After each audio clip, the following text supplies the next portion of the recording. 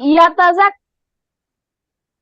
হুম ইয়াতাজাক্কা র পেশরু র ওয়াও পেশরু আহ, ইয়াতাজা ইয়াতাজাক্কারু নুন জবর না ইয়াতাজাক্কারুনা হুম এখন এদেরকে একসাথে পরে বলো। লা হুম ফাইন ফাইন্নামা ইয়াসসারনাহু বিলিসানিকা লাআল্লাহুম ইয়াতাযাক্কারুন। হুম হামলে ইয়াতাযাক্কারুন, আর মিলিয়ে পড়লে কি হবে? ইয়াতাযাক্কারুন। فإنما يسرناه بلسانك لعلهم يتذكرون।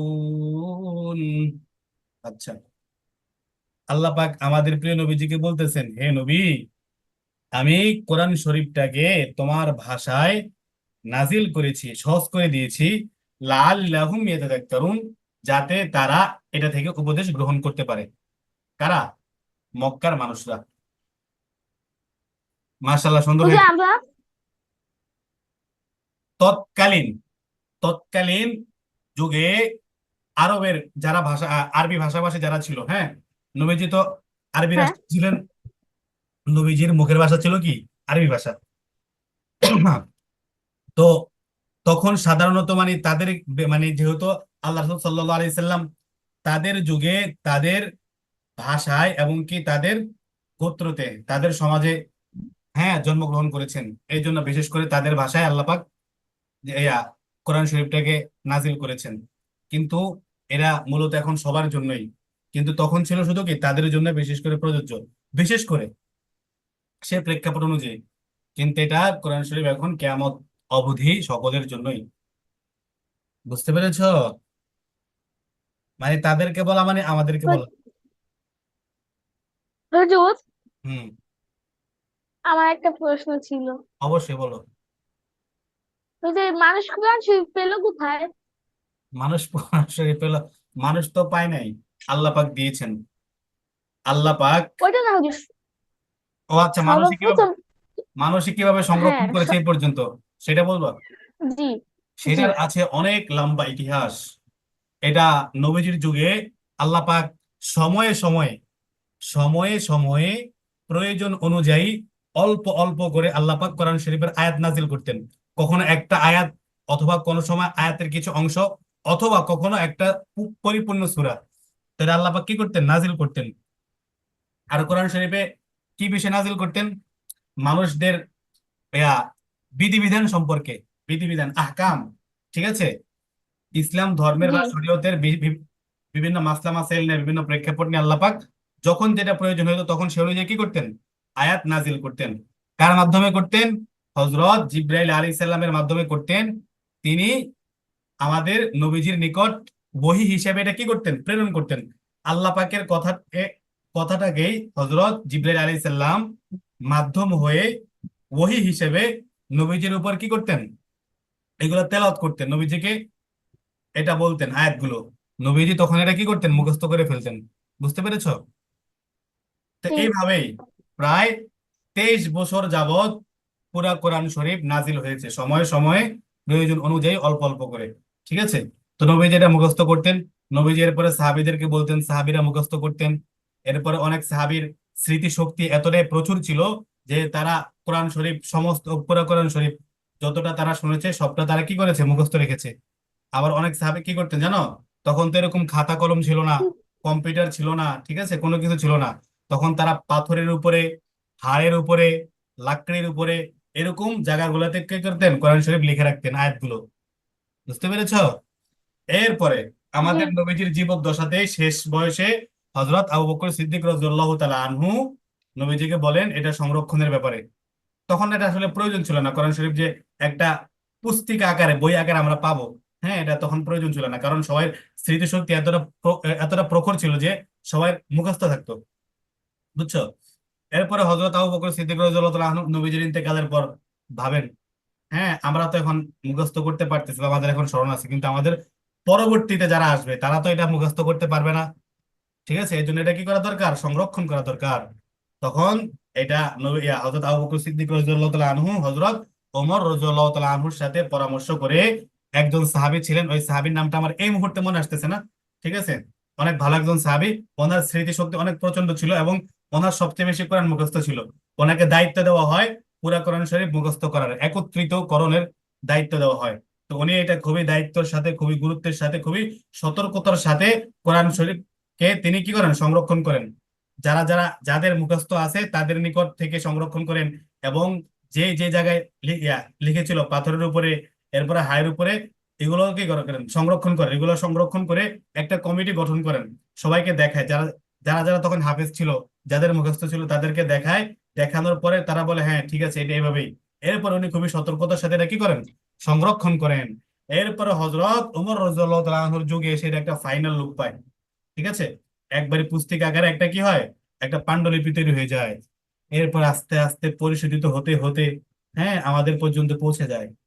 এবং কি এটা কিয়ামত পর্যন্ত, এটা আরো অনেক কাহিনী আছে বুঝছো এখানে, কিভাবে মানে কিভাবে কোরআন শরীফ তারা সংরক্ষণ করছেন, হ্যাঁ কিভাবে এক একটা আয়াতকে, মানে পর্যায়ক্রমে একটা আয়াতের পর একটা আয়াত, কোন সূরার পরে কোন সূরা, কোন আয়াতের পরে কোন আয়াত, কিভাবে তারা এগুলাকে মানে সমন্বয় করছেন, কিভাবে তারা এগুলো সাজাইছেন গুছিয়েছেন, এই নিয়ে অনেক মানে কথাবার্তা আছে। এগুলো এখন বলা উচিত হবে না, যেহেতু আমাদের সময়ের একটা লিমিট রয়েছে। তো এতটুকু মনে করে রাখো যে হযরত আবু বকর সিদ্দিক রাদিয়াল্লাহু তাআলা আনহু এবং হযরত ওমর রাদিয়াল্লাহু তাআলা আনহু তারা কি করেন, এটাকে একটা ফাইনাল লুক দেন নবীজির পরে। এরপর এটা আস্তে আস্তে কি হতে থাকে, আপডেট হতে থাকে। আরো কোরআন শরীফের আরো অনেক নিয়ম কানুন বের হয়। ঠিক আছে, এবং কেরাতে সাবা, সপ্ত কেরাত, মানে 7 রকম কেরাতের 7 রকম কোরআন শরীফ পড়া যায়। ওই সাত এটা এটাকে আরবিতে বলা হয় কেরাতে সাবা।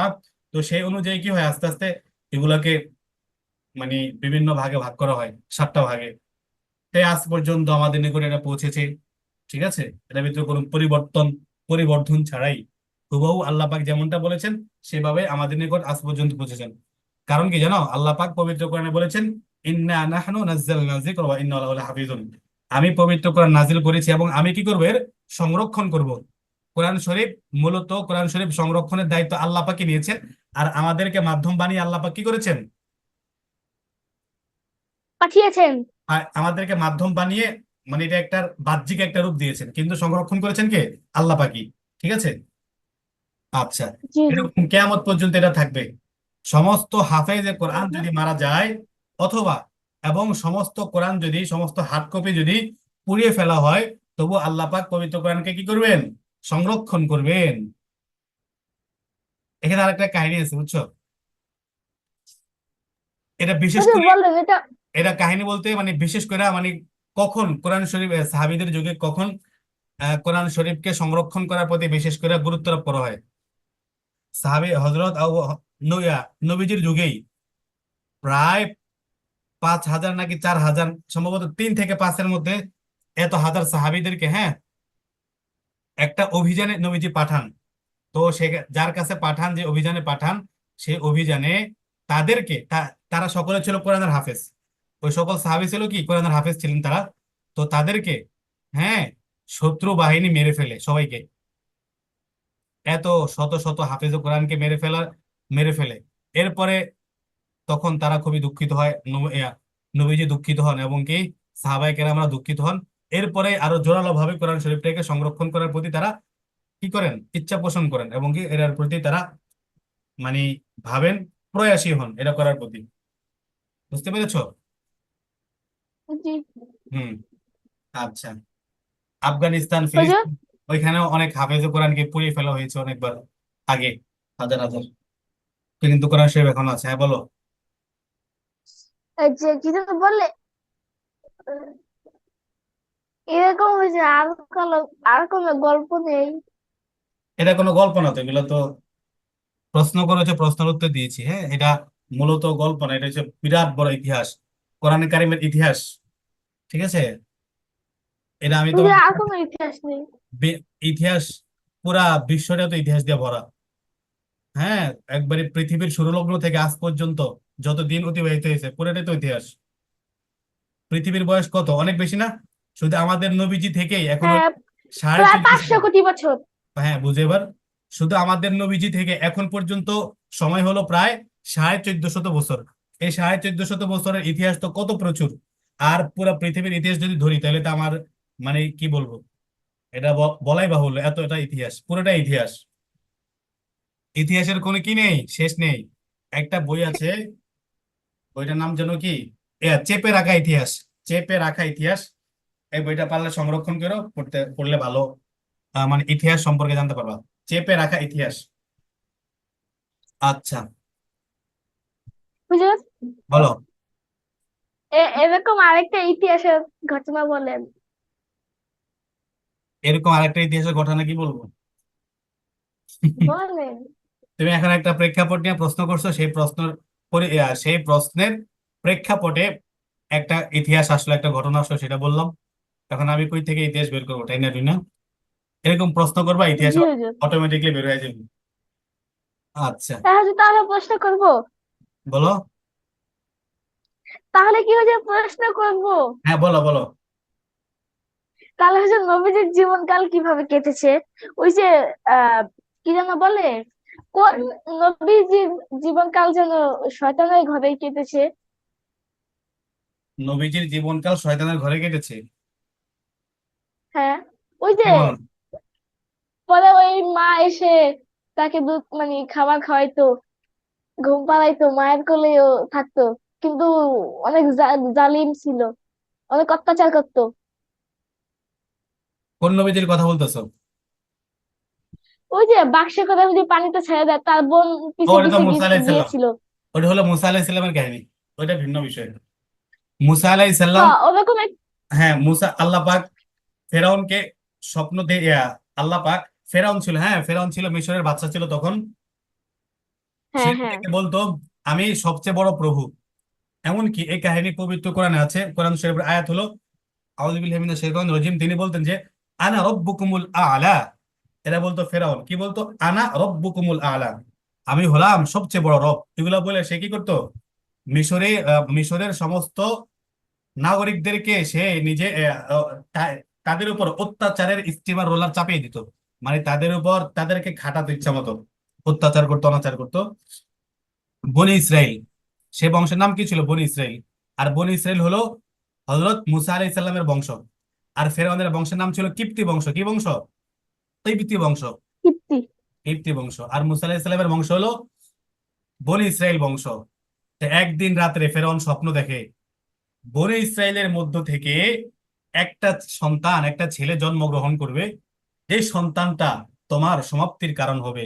কার? ফেরাউনের। ফেরাউনকে আল্লাহ পাক এটা স্বপ্ন দেখাইছেন, ঠিক আছে।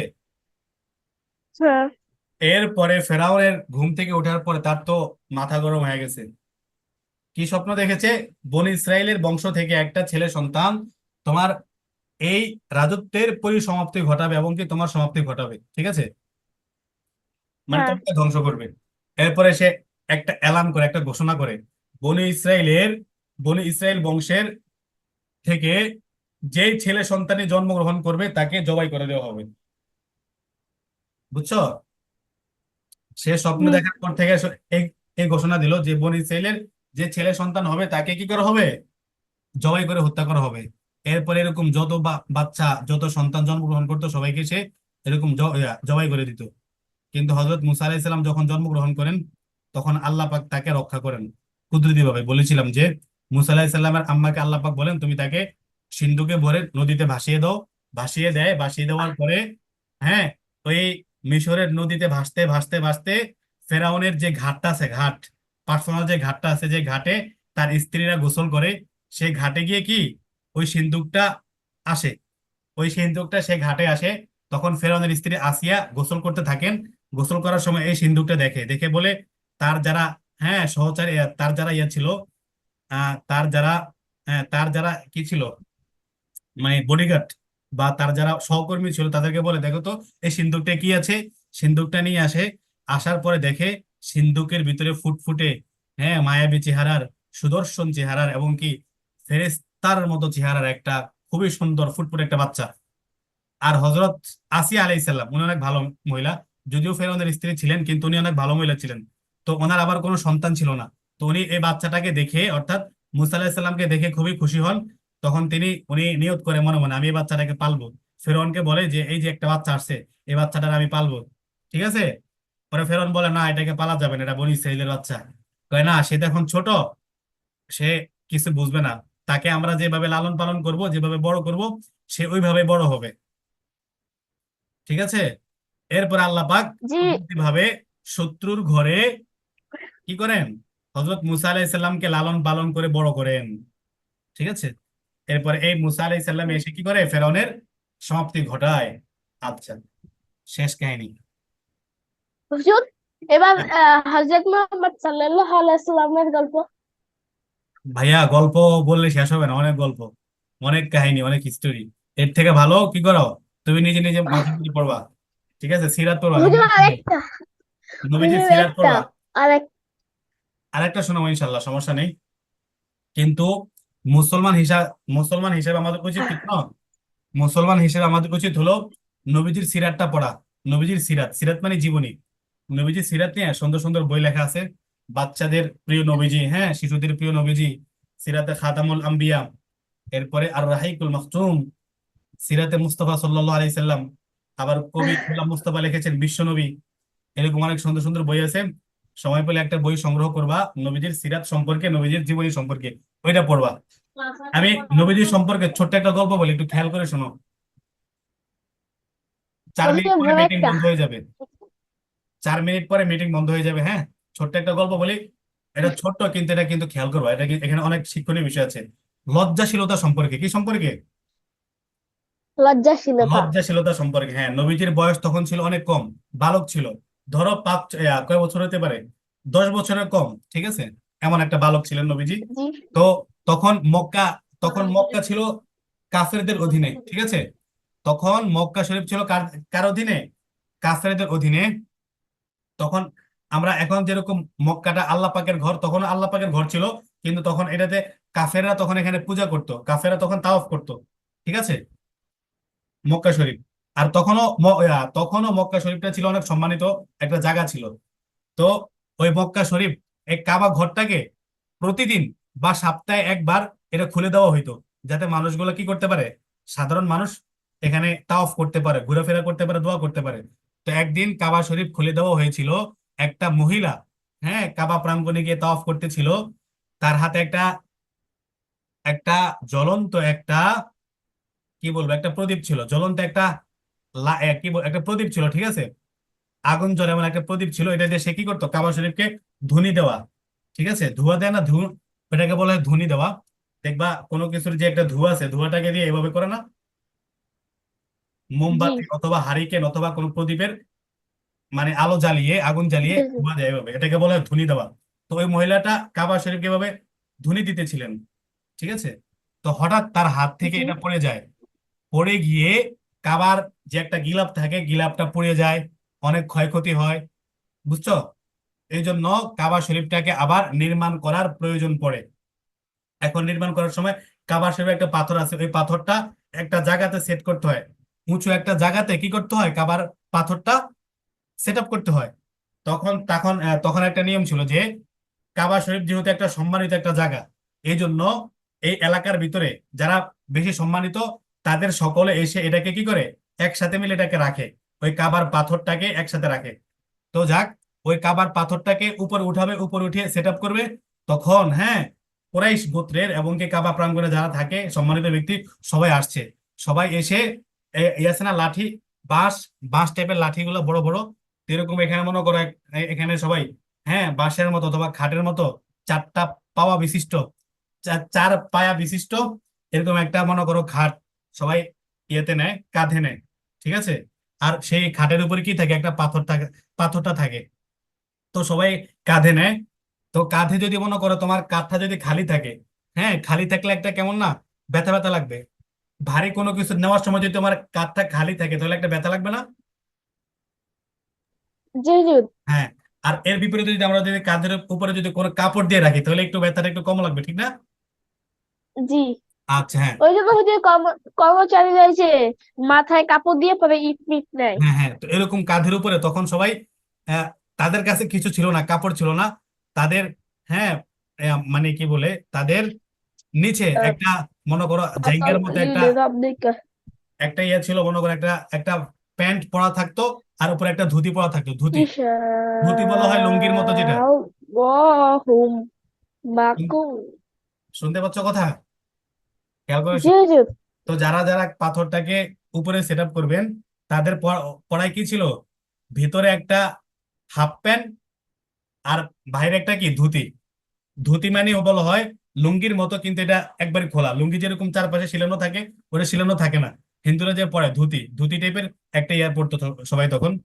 তো তারা কি করছে জানো, ভিতরে যেহেতু হাফ প্যান্ট আছে, এই জন্য তারা ওই কাপড়টাকে খুলে সবাই কাঁধে দিয়েছিল, কাঁধে, কাঁধের উপরে, যাতে ব্যথা না লাগে এই পাথরটা নেওয়ার সময়। ঠিক আছে, সবাই। তো আমাদের নবীজি তখনও ছিল, নবীজিও তখন ছিলেন, নবীজিও কি করছেন, কাঁধের উপরে পাথরটা কি, মানে পাথরের নেওয়ার জন্য যে লাঠিটা রাখা দরকার সেটা কি রাখছিলেন। তো নবীজির চাচাও ছিল তখন, হযরত আব্বাস রাদিয়াল্লাহু তাআলা আনহু তখন ছিলেন নবীজির পিছনে। সবাই যখন নিজেদের ধুতি খুলে, কাপড়টা খুলে কি করেছে, কাঁধের উপর রেখেছিল, তখন নবীজিকে তার চাচা বলতেছে, ভাতিজা তোমারটাও খুলে ফেলো, তোমারটাও খুলে ফেলে তুমি তুমি কি করো, কাঁধে রাখো, তাহলে ব্যথাটা কম লাগবে। নবীজি তখন কি করছেন, কয় না আমি এটা খুলবো না, এটা খোলা যাবে না। ভিতরে কিন্তু একটা প্যান্ট আছে, ঠিক আছে, ধুতির ভিতরে একটা প্যান্ট আছে তাদের সবারই, কিন্তু প্যান্টের উপর একটা ধুতি থাকে। সবাই ধুতিটা খুলে কাঁধে রেখেছে যাতে ব্যথা না লাগে। তো নবীজি এটা খুলতে কখনো প্রস্তুত ছিলেন না, কিন্তু নবীজির চাচা আব্বাস রাদিয়াল্লাহু তাআলা আনহু দেখতেছিলেন ভাতিজার কষ্ট হচ্ছে, খালি গায়ে যেহেতু উনি কি করছেন, এই পাথরের ভারটা তিনি নিচ্ছেন, এই জন্য তার কষ্ট হচ্ছে। এই জন্য নবীজির চাচা কি করছে জানো, তিনি নিজেই নবীজির যে ধুতিটা ছিল, যে কাপড়টা ছিল, সেটা খুলে ফেলে এখানে দিয়ে দিছে কাঁধের উপরে। নবীজি তখন সাথে সাথে বেহুশ হয়ে গেছেন। কি হয়ে গেছেন? বেহুশ হয়ে গেছেন। আমার কথাটা কি বুঝতে পারছো? হুজুর, হুজুর অজ্ঞান। অজ্ঞান হয়ে গেছে, হ্যাঁ। এরপরে যখন জি জি। যখন নবীজির সম্বিত ফিরলো, জ্ঞান ফিরলো, তখন নবীজি বলতেছিলেন, আমার কাপড়, আমার কাপড় কোথায়, আমার কাপড় কোথায়। ঠিক আছে, মানে এতটা নবীজির পরনে একটা প্যান্ট ছিল, ওই প্যান্টের উপরে একটা ধুতি ছিল, শুধু ধুতিটা খোলা হয়েছিল কাঁধে দেওয়ার জন্য, যাতে, হ্যাঁ, ওইটা নিতে যাতে কষ্ট না হয়। ঠিক আছে, তো এটা টান দেওয়ার সাথে সাথে নবীজি কি হয়ে গেছেন, অজ্ঞান হয়ে গেছেন। এতটা লজ্জাশীল ছিলেন যে তিনি অজ্ঞান হয়ে গেছেন। অজ্ঞান, যখন জ্ঞান ফিরলো তখন বলতেছিল, আমার কাপড় কোথায়, আমার কাপড় কোথায়, আমার কাপড় কোথায়। তো তখন থেকে সবাই বুঝতে পারছে এই ছেলেটা কি সাধারণ কোনো ছেলে না, এই ছেলেটা অনেক লজ্জাশীল একজন ছেলে, অনেক সম্মানী একজন, এবং কি অনেক সম্ভ্রান্ত একজন ছেলে। বুঝতে পেরেছো? আমার কথাটা কি বুঝতে পেরেছো, জি কাহিনীটা? জি। এই জি। কাহিনীর মূল কথা হলো নবীজির লজ্জাশীলতা কতটা ব্যাপক ছিল। বলা হয় কুমারী নারী, যারা কুমারী নারী, যাদের বিবাহ হয় নাই, তারা একটু লাজুক থাকে, হ্যাঁ। দেখবা যে সকল জি। মেয়েদের বিবাহ হয়নি, বয়স কম, তারা কি থাকে, লাজুক থাকে, একটু লজ্জাশীল থাকে বেশি। তো এরকম হাজার হাজার কুমারী থেকে আমাদের নবীজির লজ্জাশীলতা কি ছিল, বেশি ছিল। বুঝতে পেরেছো? আর বলা হয়ে থাকে আল হায়া জি। উসবাতুম মিনাল ঈমান, লজ্জা হলো ইমানের একটা কি অঙ্গ। এখন দেখো আরেকটা কাহিনী শুনে ছোট, এটা হলো হযরত আশরাফ আলী থানভী রহমতুল্লাহ আলাইহি, ওনার ঘটনা। উম, উনি কি করতেন জানো, উনি যদি কারো পেট দেখতেন, পেট, উনি ডাইরেক্ট বমি করে দিতেন। হযরত